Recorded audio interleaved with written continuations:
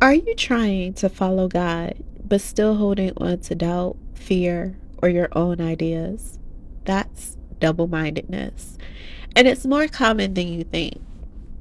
Double-mindedness isn't just a divided heart or mind. It's when our beliefs are in conflict, when part of us trusts God and another part doubts, leaving us feeling unsettled and unstable. It shows up as wanting God's promises, but secretly questioning if they really apply to you. We may pray and seek His guidance, yet our actions, thoughts, or fears can pull us in a different direction.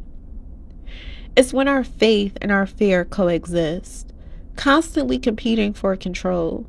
We may feel convicted by God's truth one moment, but then old wounds, worldly pressures, or past disappointments whisper that it won't work out. Double-mindedness happens when we're torn between God's promises and our own doubts. We may want alignment and peace, but the inner tug-of-war keeps us stuck, second-guessing every decision, hesitating to act, or feeling spiritually stagnant. This inner conflict doesn't just drain our energy. It can literally block our clarity, stall obedience, and prevent us from fully receiving God's promises. Every area of our life, our purpose, our relationships, our career or business, and our peace, feels the ripple effect of divided beliefs. This is why you can feel mentally exhausted, stagnant, distracted, and unfocused. James chapter 1 verses 5 through 8 says, "If any of you lacks wisdom, you should ask God, who gives generously to all without finding fault, and it will be given to you. But when you ask, you must believe and not doubt, because the one who doubts is like a wave of the sea, blown and tossed by the wind. That person should not expect to receive anything from the Lord. Such a person is double-minded and unstable in all they do."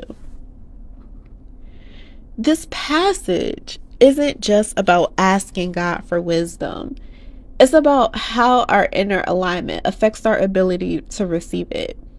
God is generous and wants to give us clarity, guidance, and insight. The barrier isn't Him, it's our own divided thinking. Being double-minded means we're holding conflicting beliefs at the same time. Part of us trusts God's wisdom, His timing, and His plan. Another part of us doubts, fears, or leans on our own understanding. That inner conflict makes us unstable. In day-to-day life, it looks like you pray or ask for guidance, but then immediately question the answer or ignore it. You want God's promises, but you're also secretly clinging to control, past hurts, or fears of failure. It could also look like you make decisions, but half of your mind is running a what-if scenario that undermines your faith in action and makes you feel stuck. These are just a couple of ways that it shows up for us. I invite you to sit with what comes up for you. James says that a double-minded person is like a wave in the sea, constantly tossed. That's a very vivid picture for our life. One moment we can feel confident, the next we can feel uncertain. This can cause us to end up reactive instead of responding from a state of being grounded in our experiences and the world around it, in our world around us.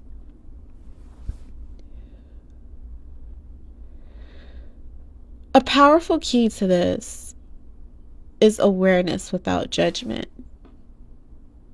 Notice, where am I wavering? Where am I believing and doubting at the same time? This isn't about judging yourself. It's about observing a pattern that's blocking your clarity and your action. Here's a simple practice to support this. In moments of uncertainty, pause and identify the conflicting beliefs, the ones that trust God and the ones that don't. Name them or write them down. Bring them before God and repent for the beliefs that conflict with God's promises. Ask God to take them away and replace them with His peace, and to strengthen the useful beliefs that you have that are aligned with His promises and will. And then choose to act on the beliefs that are aligned with God's truth. One small practical step today. This simple awareness practice can support us to become more aware of the unconscious beliefs and fears that we have, causing us to be in a state of double-mindedness. This allows us to recognize the wave before it tosses us and consciously ground ourselves in God's wisdom and truth. If this video was useful for you, like and save it to come back to. Be sure to subscribe so you will see the next video in this series, How Double-Mindedness Affects Our Relationship with God.